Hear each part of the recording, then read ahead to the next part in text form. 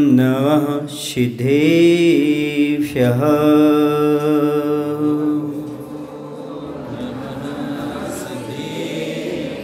ॐ नमः सिद्धेभ्यः।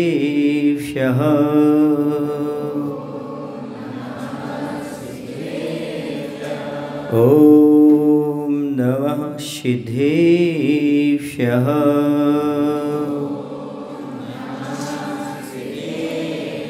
बोले अहिंसा परमो धर्म की। देवाय देव श्री पारसनाथ भगवान की। देवाय देव श्री आदिनाथ भगवान की। आचार्य गुरुदेव श्री विद्यासागर जी महाराज की। आचार्य समय सागर जी महाराज की। परम पूज्य 100 सागर जी महाराज की। समस्त आचार्य संघ की।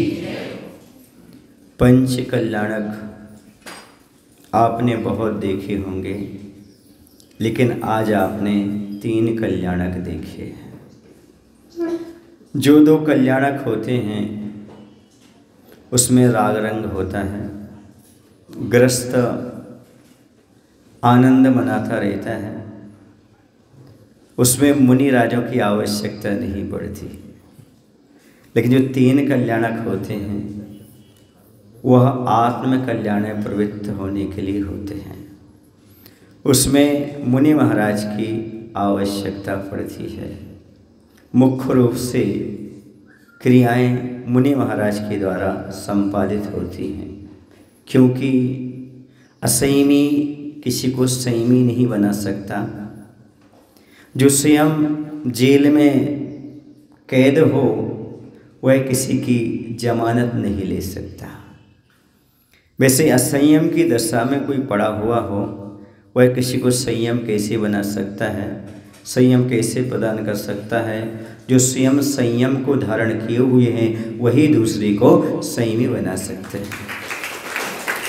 इसलिए पंचकल्याणक में वर्तमान में मुनि महाराजों की आवश्यकता पड़ती है। दीक्षा कल्याणक, तप कल्याणक और मोक्ष कल्याणक, यही कल्याणकारी हुआ करते हैं। स्वर्गों में ऐसे भी देव हैं जो आवागमन नहीं करते। 16वें स्वर्ग तक के देव आकर के भगवान के कल्याणक मनाते हैं, बाकी वहीं से मना लिया करते हैं। पंचम स्वर्ग में एक विद्याधर कॉलोनी जैसी है, उसका नाम है लोकांतिक देव कॉलोनी। उस कॉलोनी में जो देव रहते हैं वो लोकांतिक देव रहते हैं। वो एक भव अवतारी हुआ करते हैं, द्वादशांग के पाठी होते हैं, नैसर्गिक ब्रह्मचर्य का पालन करते हैं। उनके यहाँ देवियाँ नहीं होती। भले पंचम स्वर्ग है लेकिन वहाँ पर एक उनकी व्यवस्था है और हमेशा 12 भावना का चिंतन करते रहते हैं। ऐसे लोकांतिक देव अन्य कल्याणक में नहीं आते, लेकिन दीक्षा कल्याणक में, तप कल्याणक में अवश्य आते हैं, क्योंकि उन्हें आगे चल कर के अगले भाव में दीक्षा धारण करना होती है। अर्थात वो लोक के अंत वाले हैं, इसी लोकांतिक है। उनका लोक अंत आ गया, अब नीचे आएंगे, मुनि बनेंगे, दीक्षा धारण करेंगे और उसी भाव से मुक्ति का लाभ प्राप्त कर लेंगे। ऐसे वह देवता गण भी दीक्षा कल्याणक में अवश्य आते हैं। मायना समझ में आ रहा है। मुनि महाराज की आवश्यकता, जो देव कभी नहीं आते वो आ जाते हैं। अर्थात यह दीक्षा कल्याणक मनाना परम सौभाग्य का विषय है। और आज आप लोगों ने अपनी आँखों से 3 कल्याणक देखे हैं। आप अपने परम सौभाग्य की सराहना करिए। ऐसी दुर्लभ चीज़ आपको आपके नगर में कम खर्चे में, कम ताम झाम में, समझ आ रहा ना, और जो बिना पंडाल के और सहजता से हो रहे हैं, इसका अर्थ है आपका विशेष पुण्य का उदय है। कितनी सहजता से अपनी आँखों से 3 कल्याणक को आप देख रहे हैं, क्रियाएं देख रहे हैं। ये आप लोग ये समझिएगा, आपकी भवितव्यता बहुत अच्छी है। आज आप भगवान का दीक्षा कल्याणक मना रहे हैं। आज ज्ञान कल्याणक, मोक्ष कल्याणक मनाया, ये समझ कर चलो ये आगे चल कर के आपकी भी दीक्षा की बीजारोपण चल रहे हैं। जब पंचम काल में आप इस प्रकार के पुण्य को लेकर के आए हैं और अभी भी पुण्य कर रहे हैं, तो निश्चित है अगला आपका भाव ऐसा ही होने वाला है कि या तो आप साक्षात समोषण में होंगे, या किसी मुनि महाराज के सानिध्य में होंगे, या स्वयं मुनि महाराज के पास जाकर के स्वयं की स्लुंज करके परिग्रह का त्याग करके आत्म कल्याण में प्रवृत्त होंगे। ये क्षण दुर्लभ होते हैं। राग रंग के कार्यक्रम में व्यक्ति लाखों रुपए खर्च कर देता है, शादी विवाह में 3-3, 4-4 दिन तक जागता रहता है और परिश्रम करता रहता है और पैसा भी खर्च करता है, लेकिन वह सब कर्म बंध के कारण हो जाते हैं, संसार की दशा को दिखाते हैं। लेकिन जब कोई व्यक्ति घर परिवार को छोड़ करके भगवान की वेदी के निर्माण में लगा हो, जब कोई कीर्ति स्तंभ में लगा हो, उसके निर्माण में सहयोग दे रहा हो, स्वर्ण वेदी में लगाने की होड़ चल रही हो, जहाँ पर वेदी प्रतिष्ठा के साथ प्रतिमा की शुद्धि चल रही हो, लघु पंचरणक चल रहा हो, उसमें अपना तन मन देने वाला निश्चित रूप से अगले भाव में कल्याण करने वाला होगा। इस भाव में जितना कल्याण कर रहा है, लेकिन आगे चल कर के उसकी इतनी भूमिका दृढ़ होती चली जा रही है। आगे चल कर के मान लो गलती वश वह अन्य किसी पर्याय में भी चला जाएगा, लेकिन जब कभी मुनि मुद्रा को देखेगा, भगवान की मुद्रा को देखेगा, तो ये पंचकर्णक याद आ जाएगा और उसी समय उसे सम्यक दर्शन की प्राप्ति हो सकती है। ये आज के संस्कार अपने आप में महत्वपूर्ण हैं, जो भवों तक का कायाकल्प करने में सक्षम हैं। जब नवोकार मंत्र का एक बार जाप करने से कई सागरोपम आयु वाले पूर्व भाव के जो कर्म संचित किए वो क्षय को प्राप्त हो जाते हैं, तो साक्षात आप महामंत्रों का आत्मसात कर रहे हैं। वह भी प्रभु के सानिध्य में, गुरु के सानिध्य में। निश्चित है आपने कितने भाव के कर्म क्षय कर लिए होंगे 2-3 दिनों में, हम अनुमान नहीं लगा सकते। ये मात्र श्रद्धा का विषय है। जो आगम में कहा गया है वो आपके सामने मैंने रखा है, और जिनने भी इसका आयोजन किया होगा, जिनका भी भाव हुआ होगा, जिनने भी आगे आकर के कार्य किया होगा कि जीर्णोद्धार होना चाहिए और अच्छा मंदिर बनना चाहिए, उनका तो पुण्य का कहना ही क्या है। लेकिन जिनने थोड़ा सा ही विरोध किया होगा, उनके पाप का भी हम अनुमान नहीं लगा सकते। लेकिन मैं कहता हूँ, जब भी कोई मंदिर का निर्माण हो, कोई भी कार्य अच्छा हो, जिसको मना करना हो वो कर दे, आप निमित्त नहीं बनना। क्योंकि यदि आपके मुख से निकलता है ये कार्य डिले होना चाहिए, तो आपको ही पाप का बंध होता है। क्योंकि कोई भी श्रेष्ठ कार्य हो, कोई भी अच्छा कार्य हो, उसमें कभी अपने मन से ना नहीं करना चाहिए। हो रहा है जैसा होगा हमारा सहयोग है, जब होगा, पर हम उसके लिए यदि समय सीमा बांध करके करते हैं तो कर्म का बंध होता है। कभी भी कोई भी अच्छे कार्य में हो, ये शिक्षा ले लो आज, भगवान का अपना पुण्य होता है, मंदिर का अपना पुण्य होता है, तो मात्र निमित्त हो, तुम कुछ करने वाले नहीं हो। ये मत सोचो ये कैसे होगा, क्या होगा, ये ध्यान रखो। यदि आपने अंतराय बांधा है तो एक कर्म आपको फल देगा। इसलिए कभी भी कोई मंदिर का निर्माण हो रहा हो, वेदी का निर्माण हो रहा हो, जीर्णोद्धार हो रहा हो, कभी अपने मुख से ना नहीं निकालना। जब भी कहना तो ये कहना, हे भगवान ये कार्य जल्दी से जल्दी हो जाए, तभी आपके कर्म का क्षेत्रफल बढ़ेगा, तभी आप उसको उपलब्ध कर पाएंगे।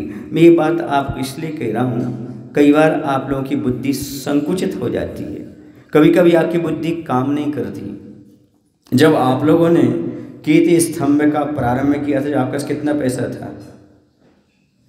यदि उस सोच से चलते तो आज का कीर्ति स्तंभ का निर्माण हो जाता है।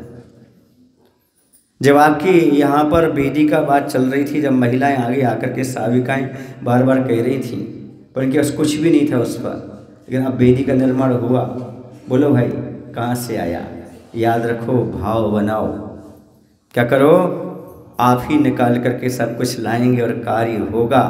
बस इतना ध्यान रखो बंधु, भगवान का भी अपना अलग अस्तित्व होता है, मंदिर का अलग होता है, जो उसमें हाथ लगा रहा है उसका भी अलग पुण्य होता है। और मैं तो कहता हूँ एक के पुण्य से जब सारा देश बदल सकता है, आचार्य भगवंत विद्यासागर जी महाराज की कृपा से जब सारे देश में आमूलचूल परिवर्तन हो सकता है, मनुष्यों में, मंदिरों में, देश के नेताओं में, सब में परिवर्तन हो सकता है, तो क्या थोड़ा बहुत आपके पास पुण्य नहीं है क्या? महाराज के पास पुण्य नहीं है क्या? भाव रखो, सारा काम अपने आप होता चला जाता है। ये मात्र निमित्त नैमित्तिक संबंध होता है। ये तो आपके पुण्य का उदय आया हुआ है, ये तो साथ से पुण्य का उदय है कि आपका जो पैसा भोग में लग रहा था वह पाप का बंद कराने वाला था, लेकिन यह अब हजारों वर्ष तक जिन धर्म की उद्धार में लग रहा है, समझो ये तो आपको, जब तक आपको मुक्ति नहीं मिलेगी, ये पुण्य आपके साथ जाने वाला है। इसको कभी भूलना नहीं, यही आपके लिए काम आएगा। मैंने एक बार एक एग्जाम्पल दिया था, दो व्यक्ति हैं, दोनों की गाड़ी जा रही है, एक में पैसा रखा हुआ है, बहुत सारा पैसा रखा हुआ है, दूसरी गाड़ी में पैसा एक भी नहीं, लेकिन पुण्यवान जीव जा रहे हैं। आगे सामने दुर्घटना घटेगी, बोले एक्सीडेंट से कौन बचेगा, दुर्घटना से कौन बचेगा, पैसे वाला कि पुण्य वाला? अरे वाह, इतना आपको पता है, इतना आप जानते हैं। बस इसलिए मैं कह रहा हूँ, पैसा पैसा होता है, पुण्य पुण्य होता है। प्रकृति में जो भी दुर्घटनाएं हैं वो पैसे से कम, पुण्य से ज़्यादा बचती हैं, ये ध्यान रखो। फिर ये आपको श्रद्धा हो गया, ये आपको विश्वास हो गया, इसी का नाम आचार्य कहते हैं सम्यक दर्शन है। धन तो मात्र निमित्त है, धर्म यदि आपके पास है तो सारा काम अपने आप हो जाता है। मैंने आचार्य भगवंत को देखा उस समय जब नेमावर राक्षस ने प्रवेश किया था, तो एक कमरा भी नहीं था रुकने के लिए, एक कमरा भी नहीं था, एक रेस्ट हाउस था। क्या था? एक रेस्ट हाउस था। उस रेस्ट हाउस में संग रुका था। समझ में आ रहा है आपको? और आज नेमावर सुन रहे आप लोग की नहीं, जहाँ पर कुछ भी नहीं था। याद रखो बंधु, धर्मात्मा जहाँ पहुँच जाते हैं, साधु परमेष्ठी मंगल में आते हैं, और वो जंगल में पहुँच जाएं तो वहाँ भी मंगल अपने आप होने लगता है। कहीं किसी प्रकार की कोई कमी वहाँ पर पड़ती नहीं है। तो आपका समय हो रहा है, मेरा भी समय हो रहा है, दोपहर में भी कार्य है, इतना ही पर्याप्त समझता हूँ। ये बताओ आज कैसा आनंद आया? कैसा आनंद आया? अपनी आंखों से देखा आपने, कुछ लोगों ने क्रियाएं भी अपने हाथों से की, और पूजन तो सबने की ही है। कहीं ना कहीं से मन वचन का आपका लगा हुआ है। वो बहुत अपने आप को धन्य माने कि आपकी आंखें आज धन्य हो गई, आपका शरीर आपका धन्य हो गया। वो भी कितनी प्राचीन प्रतिमाएं, सुने ना, 650 पुरानी प्राचीन प्रतिमाओं को आपने पुनः 1000 वर्षों तक के लिए सुरक्षित कर लिया है। कि जिन धर्म की सुरक्षा आपने जो की है, ये अपने आप में बहुत महत्वपूर्ण है। ये अपने आप को समझना जीवन का बहुत बड़ा कार्य आपने कर लिया है। और इतिश्री मत करना, अहंकार नहीं करना, बस ये सोचना कि हाँ ये बहुत अच्छा कार्य हमने अपने जीवन में किया और जीते जी कर लिया। क्योंकि आयु का कोई भरोसा नहीं होता, कौन कब सोचता सोचता चला ही जाए पता नहीं। कुछ लोग हमारे पास आकर कह रहे थे, महाराज जी डोण बस्ती का जो कार्य हुआ, हम लोग ये सोच रहे थे हम लोग के रहते हो पाएगा कि नहीं हो पाएगा, लेकिन आचार्य भगवान की कृपा थी, आचार्य समय सागर जी महाराज की कृपा थी, तो वह कार्य आपका निर्विघ्न संपन्न होने जा रहा है। एक दिन का और बचा है, कल और बाकी सब अपना अपना। बोली महावीर भगवान की जय। आचार्य गुरुदेव श्री विद्यासागर जी महाराज की। हे प्रभु, हम सभी को इतनी ही शक्ति, इतनी ही बुद्धि देते रहना कि धार्मिक अनुष्ठान में हम सहयोग दे पाए ना दे पाए, लेकिन कभी भी विघ्न उपस्थित ना करें। ऐसी शक्ति, ऐसी बुद्धि देने की कृपा करो। नमो शुभ। जो वाणी के ज्ञान ते सूझे लोकालोक सो वाणी मस्तक नमो सदा दे दोनों हे जिन वाणी भारती वा तो ही जपो देने जो तेरी शरणा गए सो पावे सो चरणों